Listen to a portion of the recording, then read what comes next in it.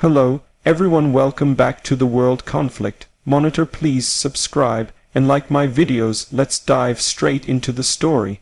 Putin pulls away from Lukashenko, chaos explodes in Belarus. In this video, I'm going to break it all down. The external context, the internal dynamics, the performance, how the relationship is working in practice, safety features, risks and safeguards, unique selling points, meaning what makes this story significant, the cost or price in political, strategic, human terms, and then wrap up with my conclusion. We begin with the exterior, the regional and international setting in which this unraveling is occurring. Belarus, long seen as Russia's loyal ally and a buffer state between Russia and the European Union/NATO, has experienced growing tension as Vladimir Putin appears to be stepping back from his prior hands on support of Alexander Lukashenko. Lukashenko has historically leaned heavily on Russian economic, security, and political backing to maintain his grip on power, but now cracks are showing in that dependency. Russia is rethinking how much it wants to commit direct support in Belarus, especially as its resources are stretched by the ongoing war in Ukraine and by domestic pressures. Meanwhile, opposition forces inside Belarus and external actors, European Union, the U.S., neighboring countries, are watching closely, amplifying pressure on both sides. In the last few months, Lukashenko has floated the possibility of stepping down, or at least signaling that this might be his final term, perhaps a way to ease the transition or renegotiate his position. Russia also has competing priorities, sustaining its war effort, managing sanctions, and shoring up alliances. Putting too much energy into propping up Lukashenko might divert resources from Ukraine or open new fronts of conflict. Thus, the pulling away is not necessarily an abandonment, but a recalibration. In parallel, protest movements, dissidents, and partisan networks in Belarus, underground resistance, sabotage, civil society are being more vocal and active.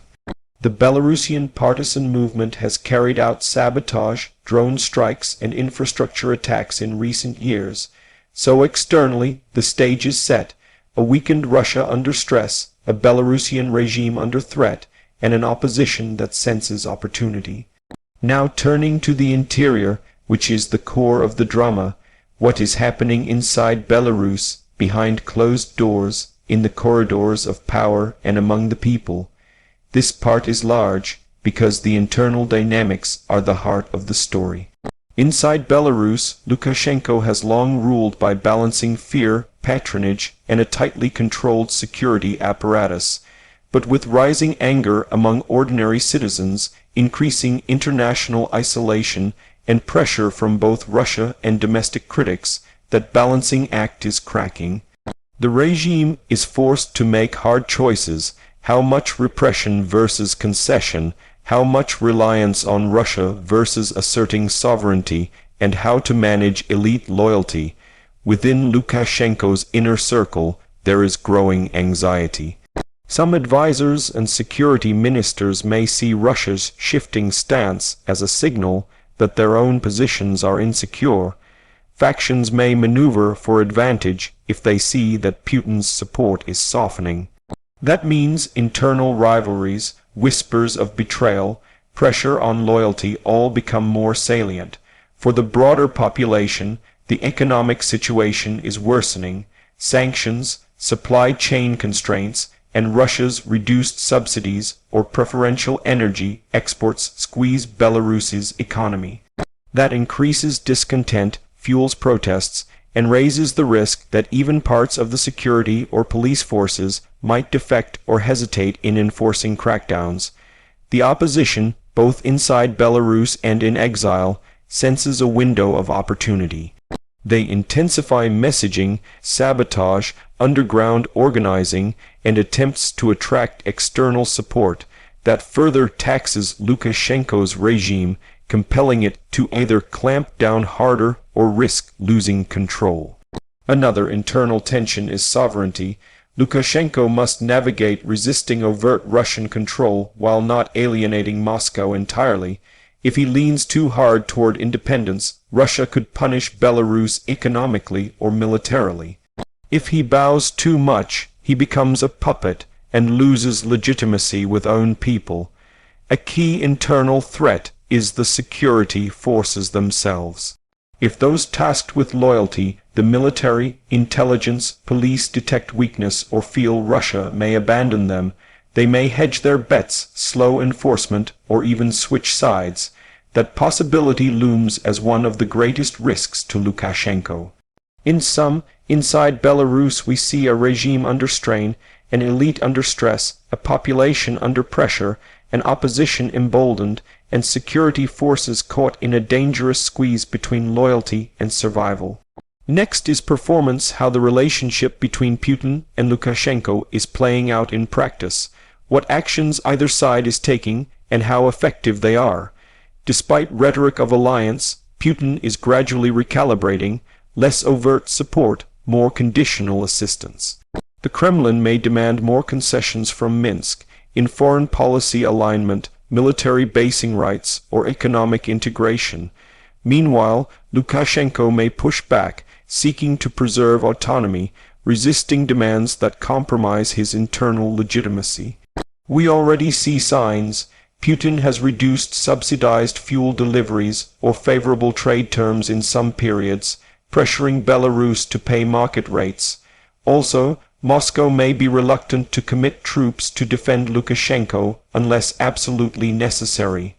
In multilateral forums, Russia may downplay its Belarus ties, signaling to the world that Belarus is to some extent a sovereign actor.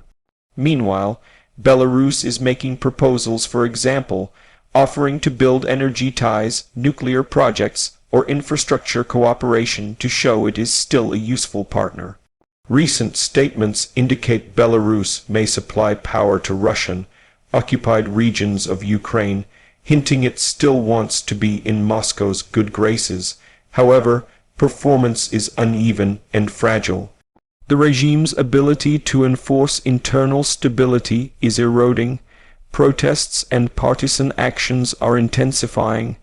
Russia may step in crisis moments, but only as a last resort. So performance is a dance of cooperation, conditionality, and risk management. Now to safety features. By that I mean the risks, safeguards, danger zones, and protective measures implicit in this geopolitical relationship. The biggest danger is regime collapse, which could trigger chaos, civil war, or foreign intervention. For Russia, intervening militarily in Belarus carries costs, international backlash, deployment strain, wider conflict expansion. For Belarus, resisting Russia too much risks economic retaliation, sanctions, or invasion. A safeguard for Russia is plausible deniability, providing covert support, intelligence, or limited forces rather than overt troops. For Belarus, one safety valve is signaling willingness to cooperate, offering concessions, or engaging international diplomacy to deter too harsh pressure. Also, maintaining tight control over security services and preemptively identifying and neutralizing dissent is a protective mechanism, though brutal. Another safety feature is partial integration. Belarus is already tied to Russia via multilateral structures, union state, military coordination, gas pipelines which create interdependence. That interdependence diffuses incentives for total rupture. Also, external actors EU-US neighbors act as moderating influences. If Belarus is too aggressively constrained by Russia, Western sanctions or support for opposition may tip the balance, making Moscow more cautious. But vulnerabilities remain: leaks, defections, intelligence breaches, popular uprising, mass demonstrations, economic collapse, border instability. Those are latent dangers. Now we look at unique selling points, what makes this story compelling, distinctive, and worth understanding. First, it's rare to see a long-standing authoritarian ally. I begin to drift under pressure. It shows the limits of loyalty in geopolitics. Second, this is a front line in the larger Russia Russia-Ukraine conflict. Belarus's orientation influences Russia's western flank, supply lines, and diplomatic space. Third, the inside opposition activity, partisan networks. Sabotage demonstrates that even in authoritarian systems, resilience and resistance persist. Fourth, this story is a test case. Can a small state under heavy dependence reassert autonomy when its patron is in trouble? And fifth, the human dimension protests, repression, fear, courage makes it not just a geopolitical puzzle, but a human struggle. Next is price, what's being paid by all sides, not in money but in political, strategic, and human cost. For Belarus, the price includes increased repression, loss of legitimacy, economic hardship, and social fracture. Many citizens suffer, arrests, violence, curbs on freedom, fear. For Lukashenko personally, the price is bargaining power and autonomy. Conceding too much may reduce him to a figurehead. For Russia, the price includes reputational risk, diversion of resources, escalation with the West, and strategic overreach. If Belarus destabilizes, Moscow must choose whether to intervene or abandon, both problematic. For the region, the price is instability, refugee flows, border conflicts, spillover protests, military escalation near NATO borders. For the opposition, cost is persecution, exile, martyrdom. Finally, the conclusion. The story of Putin pulling away from Lukashenko is emblematic of shifting power dynamics. While Belarus has long been cast as a loyal satellite, the strains of war, sanctions, domestic dissent, and resource limits have forced Russia to reassess how much it is willing to invest in propping up Lukashenko. Belarus, in turn, is trying to navigate a narrow path, keep enough alignment to avoid punishment, but assert enough autonomy to preserve internal legitimacy. This is a volatile moment. The internal pressures in Belarus may explode further, pushing either toward regime change or harsh crackdown. Russia may respond only when its strategic interests demand it. The opposition may gain momentum, but the outcome is far from certain. In short, the complex interplay of external pressures, internal dynamics, performance of alliance, safety risks, unique significance, and heavy costs make this a pivotal moment in Eastern European geopolitics.